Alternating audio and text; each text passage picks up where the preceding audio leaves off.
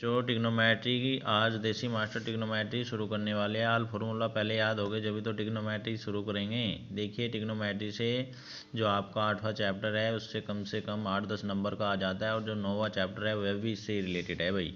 और उसमें भी कितना आता है, उसमें 4 नंबर का 16 क्वेश्चन है इसमें आपकी बार, और 4 नंबर का प्रत्येक वर्ष एक क्वेश्चन आता है 9वें चैप्टर से भी, जो आपके 8वें चैप्टर से रिलेटेड है। पहले इसमें आप फॉर्मूला रिपीट कर लीजिए, ठीक है। हम आपके कुछ फॉर्मूले जो आपके क्वेश्चन में चूज किए जाएंगे, मैन फार्मूले आपको बता देने चाहते हैं, ठीक है। तो आप देखिए, जैसे फर्स्ट फार्मूला हम लिखेंगे COSEC कोसेक, कोसेक A बराबर 1/sin A। Second, sin A बराबर 1/COSEC कोसेक A, ठीक है। इसी प्रकार थर्ड फॉर्मूला tan A बराबर 1/cot A, या tan A का एक और फॉर्मूला होता है उसे लिख देते हैं sin A/cos A। इसी प्रकार फोर्थ फॉर्मूला cot A का भी होता है, cot A का जो tan के विपरीत होता है 1/tan A, या cos A/sin A, ठीक है। इसी प्रकार आपको 5वां सूत्र भी लिखवा देते हैं, sec A बराबर 1/sec A बराबर 1/cos A, और cos A बराबर 1/sec A। ये आपके कुछ फॉर्मूले होते हैं। और आपके जो समीकरण वाले या 90 - में भी कुछ कोणों के मान बदल जाते हैं, ये सेकंड बेस आपको बताते हैं, जो आपका सेकंड बेस है। तो आप देखिए साइन 90 - में कोणों के मान क्या हो जाते हैं, बदल जाते हैं। साइन का क्या हो जाता है, कोस हो जाता है, कोस थीटा। इसी प्रकार कोस 90 - इसका क्या हो जाएगा, साइन थीटा हो जाता है। ध्यान रखने वाली बात है भाई। इसी प्रकार कोसेक 90 - का क्या हो जाएगा, सेक हो जाता है। और सेक 90 - का मान करोगे तो क्या हो जाएगा, कोसेक हो जाएगा। इसी प्रकार tan के रूप में आप लिख सकते हैं, tan 90 - का मान करोगे तो कोट थीटा, और कोट 90 - का मान करोगे तो tan थीटा हो जाएगा। इसी प्रकार 1, 2 या 3, 4, 5, 6 फॉर्मूले हो गए आपके, ठीक है। आप आसानी के साथ में देख सकते हैं। इसी प्रकार आपको कुछ और फॉर्मूले बताएंगे आपको, देखिए यहीं पे बता देते हैं। आपके समीकरण वाले भी फॉर्मूले होते हैं, जैसे देखिए sine square A plus cos square A बराबर क्या होता है, 1 होता है।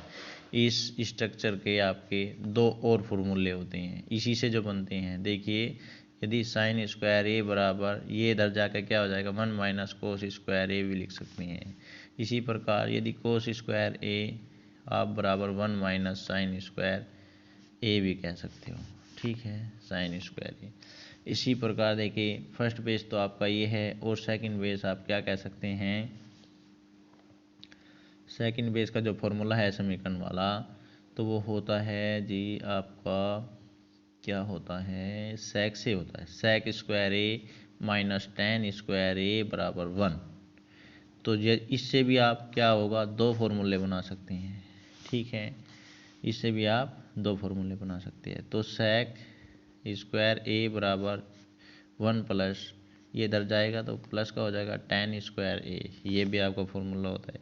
या आप क्या कह सकते हो, tan स्क्वायर A बराबर क्या कह सकते हो, सेक स्क्वायर A माइनस 1 भी, ये भी आपका फॉर्मूला बन गया।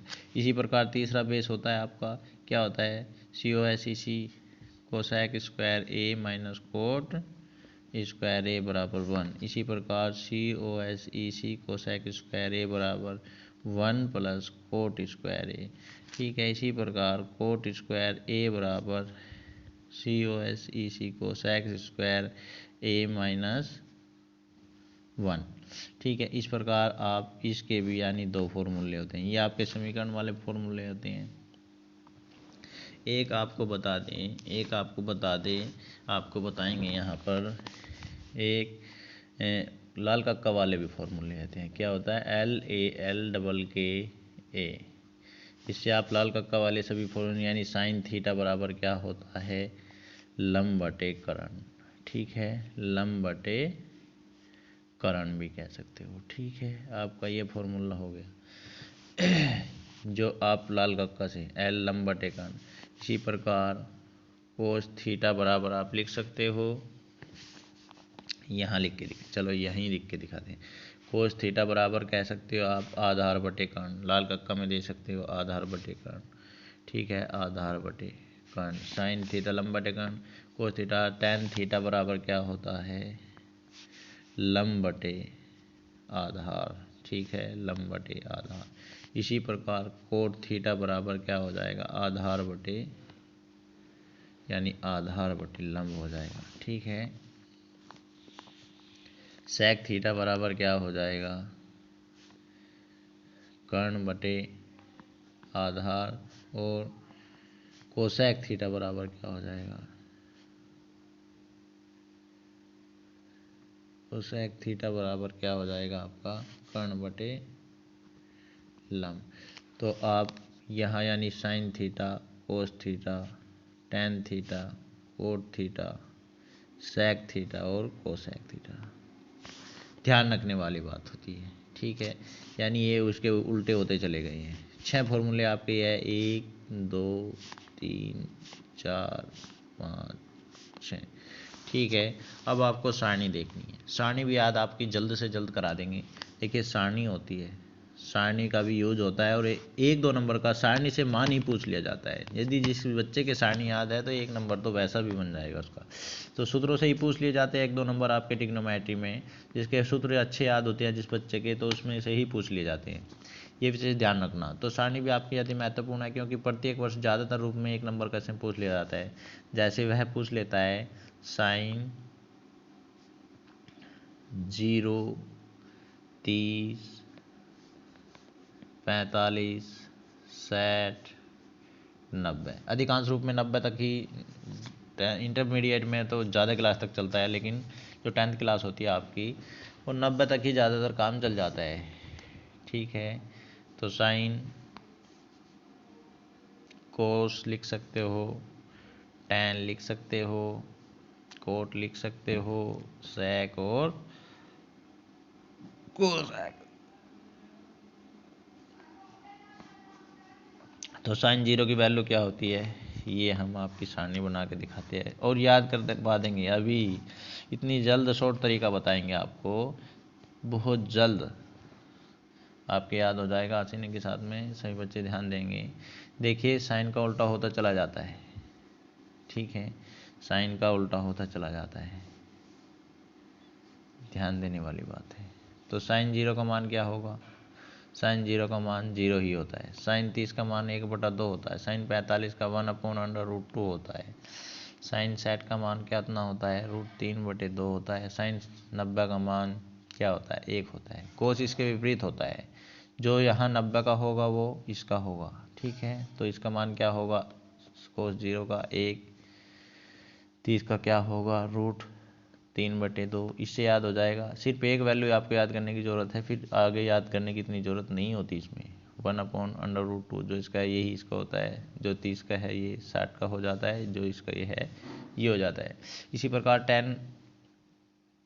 टेन का आप निकाल सकते हो। टेन का आप क्या करते हो? tan 0 का मान कितना होता है? d0। लेकिन कैसे होता है? देखिए आपको हमने अभी फॉर्मूला लिखवाया था, अभी आपको फॉर्मूला लिखवाया tan थीटा बराबर sine theta upon cos theta में रख के देख लीजिए।